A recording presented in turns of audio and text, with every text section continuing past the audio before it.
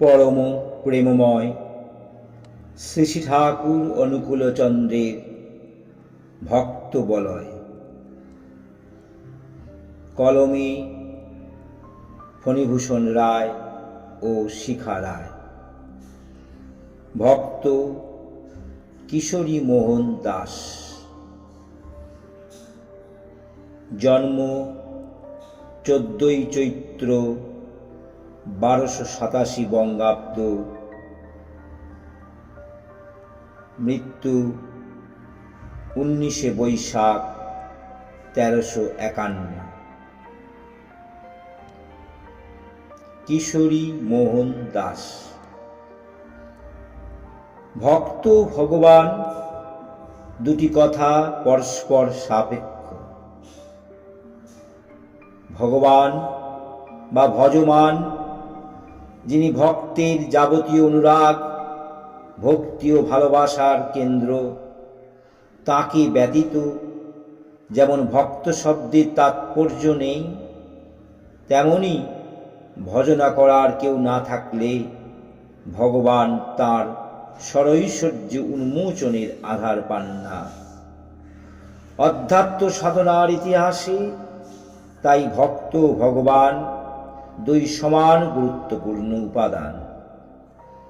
পরম প্রেমময় শ্রী শ্রী ঠাকুর অনুকূলচন্দ্রের ভগবত দত্তা উপলব্ধি করে তাকে সর্বসমক্ষে প্রকাশ করার দায়িত্ব সর্বপ্রথম যারা বহন করে ধন্য হন, তাদের মধ্যে অন্যতম প্রধান হলেন ঠাকুরের আবাল্য পরিচিত কীর্তনের ঋষি কিশোরী মোহন দাস। কিশোরী মোহন দাসের জন্ম হয় 1287 সালের 14ই চৈত্র দোল পূর্ণিমায়। পিতা কেশবলাল দাস ছিলেন বৈষ্ণব। হিমায়তপুরের পার্শ্ববর্তী গ্রাম প্রতাপপুরে মাঝিপাড়ায় ছিল তাদের নিবাস। কিশোরী মোহনের প্রথাগত শিক্ষালাভ বিশেষ হয়নি। অল্প বয়সে কম্পাউন্ডারি বিদ্যা শিখে নিজের বাড়িতে ডিসপেন্সারি খোলেন। পরবর্তীকালে এ কাজে তিনি বিশেষ দক্ষতা ও সুনাম অর্জন করেন। যৌবনেই কিশোরী মোহন তার দুর্বিনীত অনুচরদের ক্রিয়াকলাপকে গ্রামবাসীরা সুনজরে দেখতেন না। কিশোরী মোহনের অনুচরদের মধ্যে অনেক মদ্যপ উগ্র প্রকৃতির যুবক ছিলেন। তাদের অনিয়ন্ত্রিত অশিষ্ট আচরণ গ্রামবাসীদের অতিষ্ঠ করে তুলেছিল। এসব কিছু জানা সত্ত্বেও অনুকূলচন্দ্র কিশোরী মোহনের সঙ্গে অন্তরঙ্গভাবে মিশতেন এবং আদর করে ডাক্তার বলে ডাকতেন। গ্রামবাসীদের কাছে অনুকূলচন্দ্র ছিলেন আদর্শ। তাঁর চরিত্র মাধুর্য, সেবা মাহাত্ম্য তাকে করে তুলেছিল সবার প্রিয়জন। সবার ভয় ছিল এহেন চরিত্রবান যুবক কুসঙ্গে অধঃপাতে যাবে। তার এই সঙ্গ পরিহার করতে সকলেই অনুকূলচন্দ্রকে বিশেষ উপদেশ দিতেন। কিন্তু অনুকূলচন্দ্র এই উপদেশ কান দিতেন না। পিতামাতার যথেষ্ট ভর্ৎসনা তিরস্কার পুত্রকে এ ব্যাপারে নিরস্ত করতে পারেনি। আত্মসচেতনতা অনুকূলচন্দ্র জানতেন। কোনোভাবেই কিশোরী মোহনের প্রভাবাধীন তিনি হতে পারেন না, বরং কিশোরী মোহনের চরিত্র সংশোধনের জন্য, সৎপথে আনার জন্যে তিনি যা করবার তাই করেছিলেন। মাতৃভক্ত অনুকূলচন্দ্র জননী দেবীকে বুঝিয়ে দিয়ে বলেন, মা, তুই মোটেই ভয় করিস না। যদি কিশোরীর পাল্লা ভারী হয় তবে আমি কিশোরীর দিকে যাব, আর আমার পাল্লা যদি ভারী হয় তবে কিশোরী আসবে আমার দিকে। তুই দেখ না কার পাল্লা ভারী হয়। কিশোরী ভালো কীর্তন করতে পারতেন। তার চরিত্র সংশোধনের জন্য অনুকূলচন্দ্র এই সুযোগটি সদ্ব্যবহার করেন।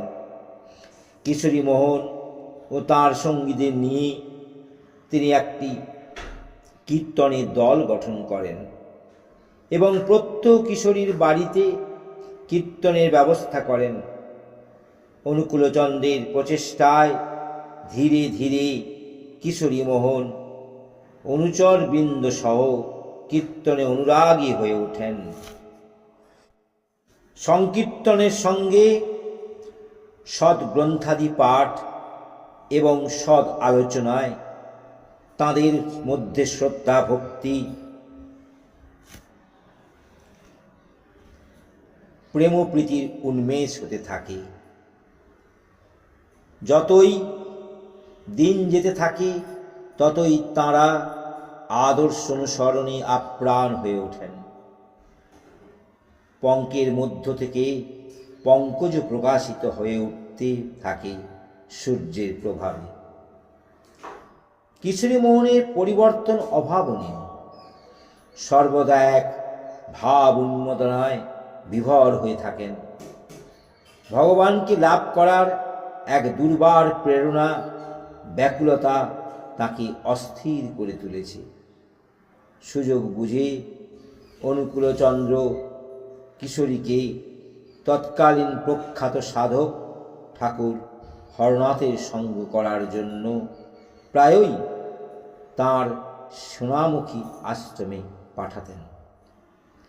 ঠাকুর হরনাথের পুণ্য পরশে আকৃষ্ট হয়ে তাঁর কাছে দীক্ষা গ্রহণের আকুলতা প্রকাশ করায় ঠাকুর হরনাথ কিশোরী মোহনকে বুঝিয়ে বলেন, যিনি যুক্তি পরামর্শ দিয়ে তোমাকে এখানে পাঠিয়েছেন তিনিই তোমার গুরু, তিনিই সদ্গুরু যুগপুরুষোত্তম। তাঁর সঙ্গ করার সময় হয়েছে। তুমি সর্বমনপ্রাণ দিয়ে তাঁরই অনুসরণ করো, তোমার পরম মঙ্গল হবে। আমিও তো তাতেই আছি। তার এই কথা কিশোরী বিশেষ পছন্দ হলো না এবং স্বভাবত তিনি ভাবলেন যে তিনি দীক্ষা গ্রহণের অনুপযুক্ত বলেই ঠাকুর হরনাথ তাঁকে এসব কথা বলে নিরন্তর করেছেন। অনুকূলচন্দ্রের আকর্ষণ কিশোরী মোহনের কাছে খুবই জীবন্ত।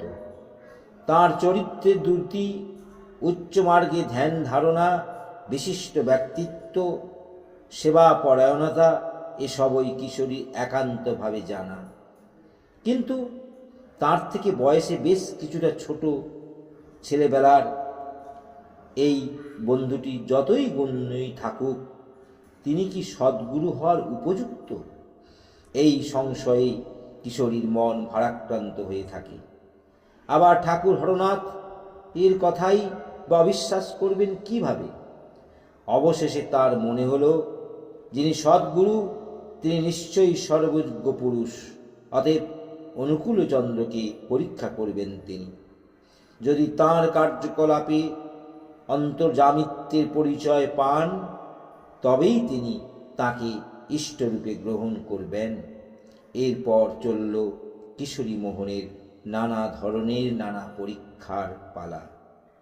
তাকে তো নিশ্চিত হতেই হবে।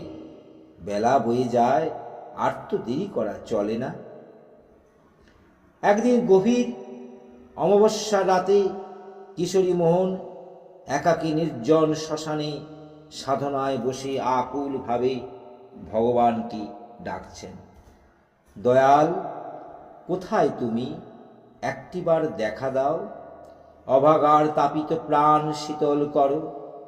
ঠিক এই সময় শুনতে পেলেন অনুকূলচন্দ্রের কণ্ঠের ডাক্তার, ডাক্তার এই ডাক। জনহীন শ্মশানে ভূত প্রেত ছাড়া আর কিছুই নয় ভেবে কিশোরী উচ্চস্বরে রাম নাম উচ্চারণ করতে থাকেন। আবার শুনতে পেলেন, রাম নাম করছো কেন? আমি ভূত নই, আমি অনুকূল। এবার কিছুটা সাহস সঞ্চয় করে কিশোরী মোহন বলেন, তুমি যদি অনুকূল হও তবে এমন অসময়ে এখানে এসেছো কেন? সঙ্গে সঙ্গে উত্তর এলো, তোমার জন্যই এখানে এসেছি, চলো বাড়ি চলো। ইতিমধ্যে অনুকূলচন্দ্র কিশোরী মোহনের কাছে এসে তার হাত বাড়ির দিকে অগ্রসর হলেন। অনুকূলচন্দ্র চলেছেন, আগে আগে কিশোরী মোহন তার